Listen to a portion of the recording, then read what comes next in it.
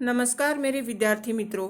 आज क्षितिज कक्षा 9 से 4th लेसन पढ़ने जा रहे हैं जो संस्मरण है सालिम अली की मृत्यु के तुरंत बाद जाबिर हुसैन ने ये संस्मरण लिखा, सांवले सपनों की याद। प्रस्तुत पाठ जून 1987 में प्रसिद्ध विज्ञानी सालिम अली की मृत्यु के तुरंत बाद डायरी शैली में लिखा गया था। सालिम अली की मृत्यु से उत्पन्न दुख और अवसाद को लेखक ने सांवले सपनों की याद के रूप में व्यक्त किया। सालिम अली का स्मरण करते हुए लेखक ने उनका व्यक्ति चित्र प्रस्तुत किया। यहाँ भाषा की रवानी और अभिव्यक्ति की शैली दिल को छूती है। लेखक को सालिम अली की मृत्यु पर बहुत दुख हुआ और तब उन्होंने ये संस्मरण लिखा। लेखक जाबिर हुसैन अपने लंबे राजनीतिक सामाजिक जीवन के अनुभवों में उपस्थित आम आदमी के संघर्षों को उन्होंने अपने साहित्य में प्रकट किया। उनकी डायरियाँ चर्चित और प्रशंसित रही हैं और उनकी डायरी विधा का एक अभिनव प्रयोग ये है कि उसकी प्रस्तुति शैली और शिल्प में नवीनता है। चलिए इनके द्वारा डायरी शैली में लिखित ये संस्मरण सांवले सपनों की याद आज हम पढ़ने जा रहे हैं। बच्चों, सांवले सपनों की याद, इसको ये नाम क्यों दिया गया? सालिम अली की मृत्यु से लेखक को काफ़ी दुख हुआ। सालिम अली जो कि पक्षी प्रेमी थे, पक्षियों को बहुत प्यार करते थे और पूरी जिंदगी भर वो पक्षियों की सेवा में ही अपनी पूरी जिंदगी उन्होंने लगाई। लेकिन जब उनकी शव यात्रा जा रही थी तब लेखक को ये महसूस हो रहा था कि जो उनके सपने थे, जो वे चाहते थे पक्षियों के लिए, शायद वे उनके अभी भी बाकी हैं और वो एक सपने बनकर रह गए हैं और वो दुखद सपने हैं जो हमेशा हमें याद आते रहेंगे। तो जो दुख की चीज़ें होती हैं उनके लिए काला रंग प्रकट किया जाता है, काले को हम सांवला भी कहते हैं।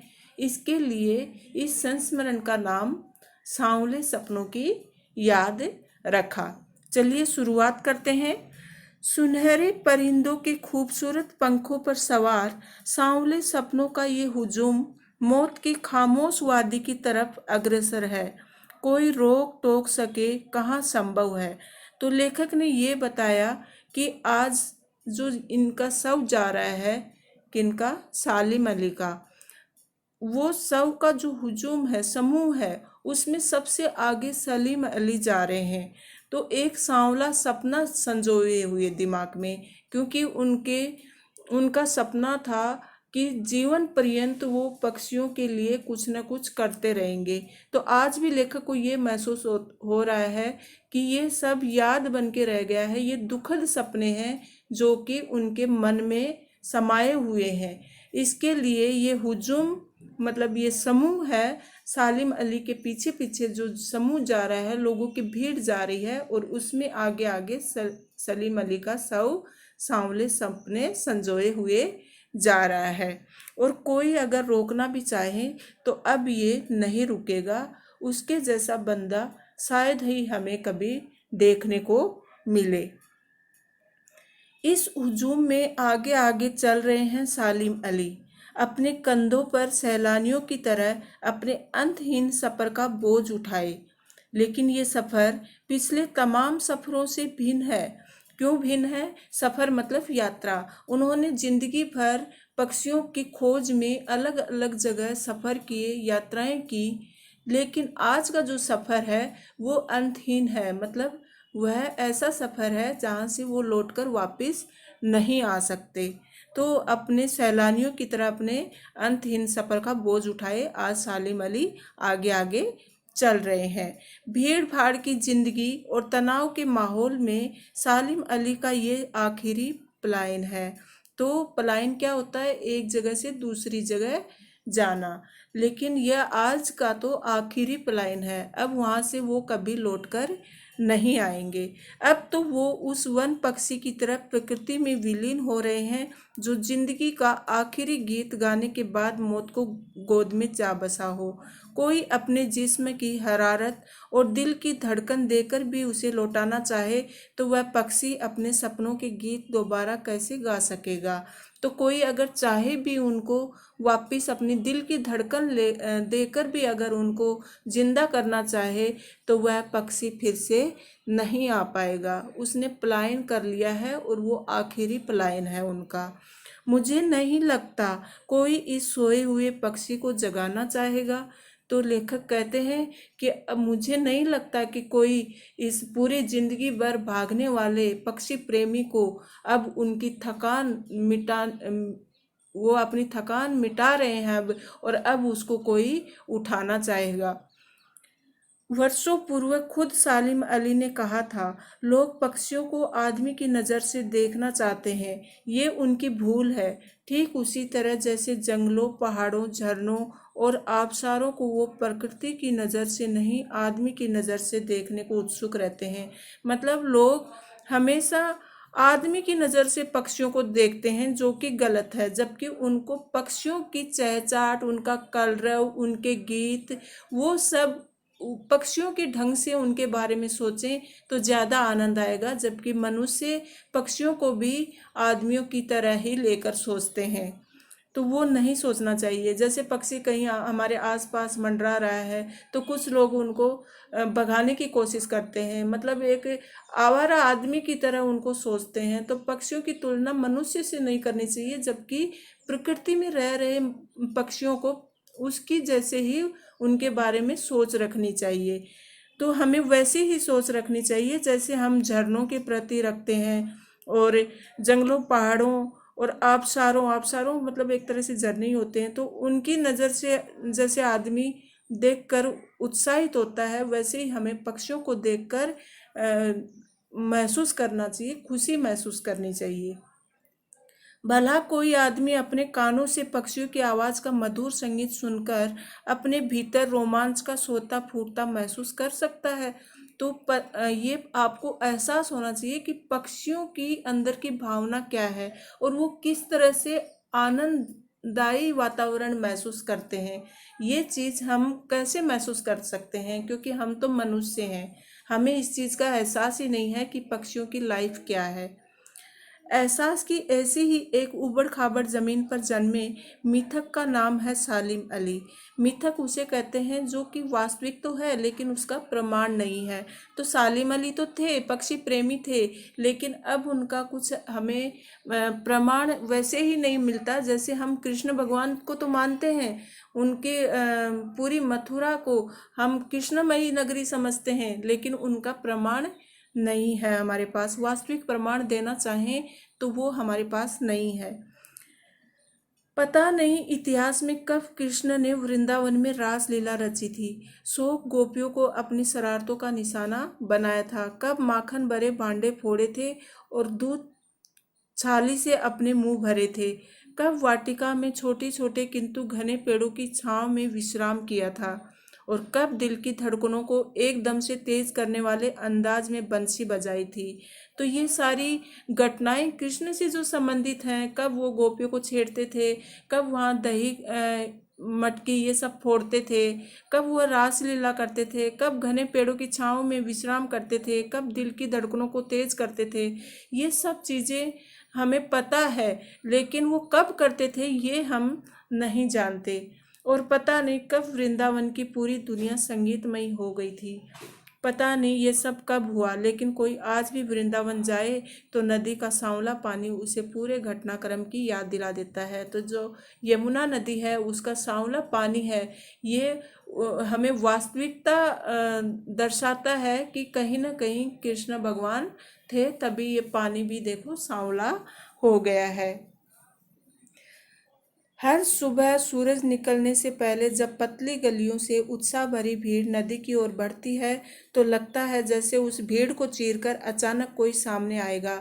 तो आज भी हमें ये एहसास होता है जब उस नगरी में जाते हैं, उस नदी की तरफ जब वो समूह जाता है, भीड़ का समूह जाता है, तो आज भी हमें ये एहसास होता है कि उस भीड़ को चीरता हुआ वो सांवला रूप सामने आएगा।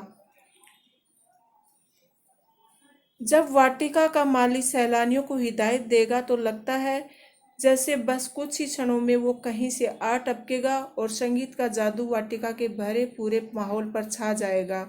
वृंदावन कभी कृष्ण की बांसुरी के जादू से खाली हुआ है क्या?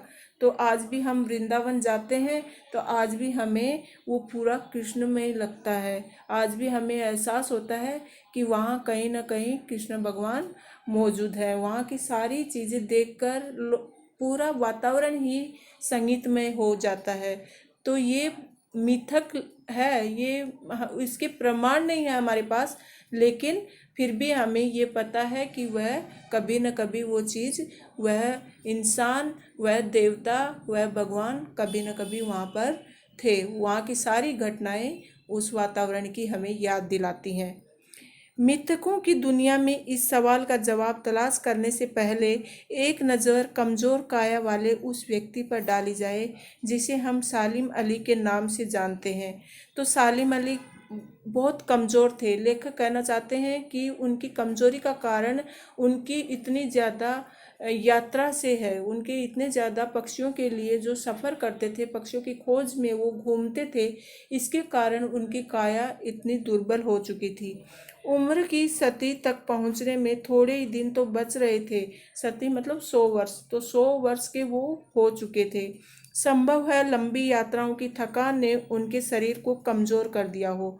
तो ये संभव है, हो सकता है कि वो कमज़ोर इसलिए हो गए हों कि वो बहुत यात्राएं करते थे और कैंसर जैसी जानलेवा बीमारी उनकी मौत का कारण बनी हो, और यही कारण से उनको कैंसर भी हो गया था। लेकिन अंतिम समय तक मौत उनकी आंखों से वह रोशनी छीनने में सफल नहीं हुई जो पक्षियों की तलाश और उनकी हिफाजत के प्रति समर्पित थी। लेकिन देखो, 100 साल की उम्र में भी सालिम अली की आंखें कमज़ोर नहीं हुई थी। वो 100 साल तक यात्रा करते रहे पक्षियों की खोज में और उनकी सुरक्षा के लिए, लेकिन आज भी उनकी आंखें कमज़ोर नहीं थी। सालिम अली की आंखों पर चढ़ी दूरबीन उनकी मौत के बाद ही तो उतरी थी। गले में हमेशा दूरबीन रहती थी और दूरबीन से हमेशा पक्षियों को देखते थे। तो वो जिस दिन उनकी मौत हुई थी उसी दिन उनके गले से वो दूरबीन उतारी गई थी। बच्चों, लेखक आगे बताते हैं कि उन जैसा वर्ड वाचर शायद ही कोई हुआ हो। वर्ड वाचर किसे कहते हैं? जो पक्षियों को देखता हो, हमेशा दूरबीन से देखता हो। तो वो हमेशा पक्षियों को देखते थे। देखने का मतलब ये है कि वो ये देखना चाहते थे कि कौन से पक्षी किस स्थिति में जी रहे हैं। इसके लिए उनको वर्ड वाचर का नाम लेखक ने दिया है। लेकिन एकांत क्षणों में सालिम अली बिना दूरबीन भी देखे गए। दूर क्षितिज तक फैली जमीन और झुके आसमान को छूने वाली उनकी नज़रों में कुछ कुछ वैसा ही जादू था जो प्रकृति को अपने घेरे में बांध लेता है। तो कभी कभी बिना दूरबीन के भी वो देखते थे। दूर क्षितिज मतलब जहाँ पर धरती और आसमान एक जैसे दिखाई देते, एक जगह मिले हुए दिखाई देते। तो वहाँ वो फैली जमीन और झुके हुए आसमान को नजरों अपनी तीखी नज़रों से बिना दूरबीन भी देखा करते थे और ऐसा लगता था कि जैसे प्रकृति को अपने ही अंदर समाहित कर रहे हैं। सालिम अली उन लोगों में थे जो प्रकृति के प्रभाव में आने की बजाय प्रकृति को अपने ही प्रभाव में लाने के कायल होते थे। तो वो ऐसे लेखक को ऐसा आभास होता है कि प्रकृति का जादू उनके ऊपर नहीं था, जबकि प्रकृति पर उनका प्रभाव था। उनके लिए प्रकृति में हर तरफ एक हंसती खेलती रहस्य भरी दुनिया पसरी थी। ये दुनिया उन्होंने बड़ी मेहनत से अपने लिए गढ़ी थी। इसके गढ़ी मतलब बनाई थी। तो ऐसी रहस्यमयी प्रकृति वाला वातावरण, ये दुनिया उन्होंने बहुत मुश्किल से, बहुत मेहनत से गढ़ी थी, क्योंकि शुरू से ही और अंतिम सफर तक वो हमेशा प्रकृति का निरीक्षण करते रहे, प्रकृति में विराजमान पक्षियों को देखते रहे, उनकी हिफाजत करते रहे। तो ये इतना आसान नहीं था, वो इसके लिए दिन रात मेहनत करते रहे। उनकी जीवन साथी तहमीना, तहमीना कौन थी? उनकी पत्नी। उसने उनकी काफ़ी मदद की थी। तहमीना स्कूल के दिनों में उनकी सहपाठी रही थी, मतलब वो दोनों एक साथ ही पढ़ते थे। अपने लंबे रोमांचकारी जीवन में ढेर सारे अनुभवों के मालिक सालिम अली एक दिन केरल की साइलेंट वैली को रेगिस्तानी हवा के झोंकों से बचाने का अनुरोध लेकर चौधरी चरण सिंह से मिले। तो देखो, केरल में जो साइलेंट वैली है उसको रेगिस्तानी हवा के झोंकों से बचाने के लिए वो उस समय के प्रधानमंत्री जो थे चौधरी चरण सिंह, उनसे जाकर मिले। अब चौधरी साहब भी गांव के थे, गांव की मिट्टी से पले बड़े थे, उनको भी प्रकृति का, पक्षियों का पूरा आभास था। तो उन्होंने जब ये सब बातें बताई कि किस तरह से साइलेंट वैली को नुकसान है, तो फिर ये सारा चित्र जब सालिम अली ने उनके सामने रखा तो उनकी भी आंखें नम हो गई। आज सालिम अली नहीं है, चौधरी साहब भी नहीं है, क्योंकि सालिम अली जैसे थे वैसे ही चौधरी साहब भी थे। कौन बचा है जो अब सोंधी माटी पर उगी फसलों के बीच एक नए भारत की नींव रखने का संकल्प लेगा? तो ऐसा इंसान कौन है? चौधरी चरण सिंह जैसा और सालिम अली जैसा। सालिम अली तो पक्षी प्रेमी थे, जबकि चौधरी चरण सिंह पक्षी और प्रकृति प्रेमी थे। तो ऐसे इंसान आज की दुनिया में बहुत कम देखने को मिलते हैं। ऐसा संकल्प कौन लेगा जो उन्होंने लिया था? और इस सोंधी माटी, सोंधी मतलब जो बारिश की बूंद पड़ती हैं और तब जो मिट्टी की खुशबू आती है, वो गंध की नींव रखने का संकल्प कौन लेगा? कौन बचा है जो अब हिमालय और लद्दाख की बर्फीली जमीन पर जीने वाले पक्षियों की वकालत करेगा? तो देखो, सालिम अली को बहुत दुख होता था जब वो देखते थे कि हिमालय और लद्दाख पर बर्फ में रहने वाले जीवों का हाल बहुत बुरा है, उनको कितनी मुश्किलों का सामना करना पड़ता है, वहाँ उनकी ज़िंदगी कैसे सुरक्षित है। इन सब बातों पर वो बहुत सोचते थे, बहुत विचार करते थे और इनके बारे में हमेशा चिंतित रहते थे। तो अब उनकी हिफाजत कौन करेगा? सालिम अली ने अपनी आत्मकथा का नाम रखा था फॉल ऑफ ए स्पैरो। मुझे याद आ गया, D.H. लॉरेंस की मौत के बाद लोगों ने उनकी पत्नी फ्रीडा लॉरेंस से अनुरोध किया कि वह अपने पति के बारे में कुछ लिखे। तो लेखक आगे कहना चाहते हैं कि जो ये थे, उनकी पत्नी थी फ्रीडा लॉरेंस, किनकी? D.H. लॉरेंस की। तो लोगों ने जब D.H. लॉरेंस की मौत हो गई थी तो उसकी पत्नी से पूछा कि उनके बारे में वो ये कुछ लिखना चाहें तो लिख सकती हैं, लेकिन पत्नी ने क्या कहा कि मेरे से ज़्यादा तो ये यहाँ छत पर बैठने वाली गोरैया उनके बारे में ज़्यादा बता सकती है। लेखक कहना चाहते हैं कि D.H. लॉरेंस थे वो भी पक्षी प्रेमी थे, तो पक्षियों को ज़्यादा जानकारी थी D.H. लॉरेंस के बारे में। तो उनकी पत्नी ने यही जवाब दिया कि मेरे से ज़्यादा यहाँ जो बैठे हैं छत पर, ये पक्षी उनको ज़्यादा जानते हैं, तो उनसे आप ज़्यादा पूछ सकते हैं। मेरी छत पर बैठने वाली गोरैया लॉरेंस के बारे में ढेर सारी बातें जानती है, मुझसे भी ज़्यादा जानती है। वो सचमुच इतना खुला खुला और सादा दिल आदमी था। मुमकिन है लॉरेंस मेरी रगों में, मेरी हड्डियों में समाया हो, लेकिन मेरे लिए कितना कठिन है उसके बारे में, उनके अनुभवों को, शब्दों को जामा पहनाना। तो जामा पहनाना मतलब उनकी बातों को रखना मेरे लिए बहुत मुश्किल है, मैं शब्दों में व्यक्त नहीं कर सकती। किसने कहा? फ्रीडा लॉरेंस ने D.H. लॉरेंस के बारे में, कि मैं उनकी बातों को अपने शब्दों में व्यक्त नहीं कर सकती, मुझसे ज़्यादा तो ये छत पे बैठी हुई गोरैया उनके बारे में ज़्यादा जानती है। जटिल प्राणियों के लिए सालिम अली हमेशा एक पहेली बने रहेंगे। बचपन के दिनों में उनकी एयर गन से घायल होकर गिरने वाली नीलकंठ की वह गोरैया सारी जिंदगी उन्हें खोज के लिए नए नए रास्तों की तरफ ले जाती रही। अब ये वर्ड वाचर कब बने, मतलब पक्षी प्रेमी कैसे बने? ये एक घटना हुई थी कि उनकी एयर गन से एक बार एक गोरैया घायल हो गई थी और तब से ही उन्होंने पक्षियों की खोज में अपना पूरा जीवन लगा दिया। उनकी ही खोज में, उनकी हिफाजत करने में ही पूरी जिंदगी भर वे उनके प्रति कर्तव्यनिष्ठ रहे। तो वह गोरैया ही थी जो उनको पक्षियों की खोज के लिए अग्रसर करती रही। जिंदगी की ऊंचाइयों में उनका विश्वास एक क्षण के लिए भी डिगा नहीं। वे लॉरेंस की तरह नैसर्गिक जिंदगी का प्रतिरूप बन गए थे। नैसर्गिक मतलब स्वाभाविक जिंदगी का प्रतिरूप, प्रतिरूप मतलब उसका मॉडल बन गए थे। सालिम अली प्रकृति की दुनिया में एक टापू बनने के बजाय अथाह सागर बनकर उभरे थे। तो प्रकृति की दुनिया में एक छोटा सा काम नहीं करे वो, बल्कि एक सागर के रूप में उभरे थे, जिन्होंने पक्षियों के लिए इतना सारा, इतनी मेहनत की। जो लोग उनके भ्रमणशील स्वभाव और उनकी यायावारी से परिचित हैं, यायावारी मतलब घूमने वाले, हमेशा एक जगह से दूसरी जगह पर घूमने वाले व्यक्तियों को यायावरी कहते हैं। उन्हें महसूस होता है कि वो आज भी पक्षियों के सुराग में ही निकले और बस अभी गले में लंबी दूरबीन लटकाए खोजपूर्ण नतीजों के साथ लौट आएंगे। जब तक वो नहीं लौटते क्या उन्हें गया हुआ मान लिया जाए? मेरी आंखें नम हैं, सालिम अली तुम लौटोगे ना?